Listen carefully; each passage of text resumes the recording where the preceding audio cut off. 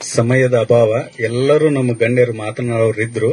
ಆದ್ರ ಸಾಹೇಬ್ರು ಇನ್ನೊಂದು 2-3 ಫಂಕ್ಷನ್ಗಳನ್ನು ಅಟೆಂಡ್ ಮಾಡೋದ್ರಿಂದ ಮುಂದಿನ ಕಾರ್ಯಕ್ರಮಕ್ಕೆ ನಾವೆಲ್ಲ ಅವ್ರಿಗೆ ಅನಿ ಮಾಡಿಕೊಡೋಣ.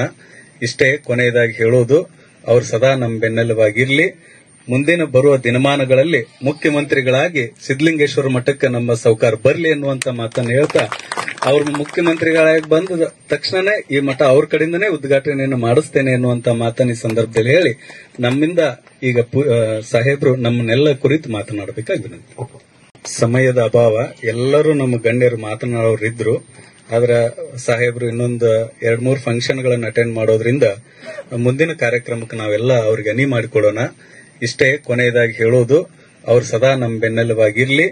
ಮುಂದಿನ ಬರುವ ದಿನಮಾನಗಳಲ್ಲಿ ಮುಖ್ಯಮಂತ್ರಿಗಳಾಗಿ ಸಿದ್ದಲಿಂಗೇಶ್ವರ ಮಠಕ್ಕೆ ನಮ್ಮ ಸೌಕಾರ ಬರ್ಲಿ ಎನ್ನುವಂತ ಮಾತನ್ನು ಹೇಳ್ತಾ, ಅವ್ರ ಮುಖ್ಯಮಂತ್ರಿಗಳಾಗಿ ಬಂದ ತಕ್ಷಣನೇ ಈ ಮಠ ಅವ್ರ ಕಡೆಯಿಂದನೇ ಉದ್ಘಾಟನೆಯನ್ನು ಮಾಡಿಸ್ತೇನೆ ಎನ್ನುವಂತ ಮಾತನ್ನ ಈ ಸಂದರ್ಭದಲ್ಲಿ ಹೇಳಿ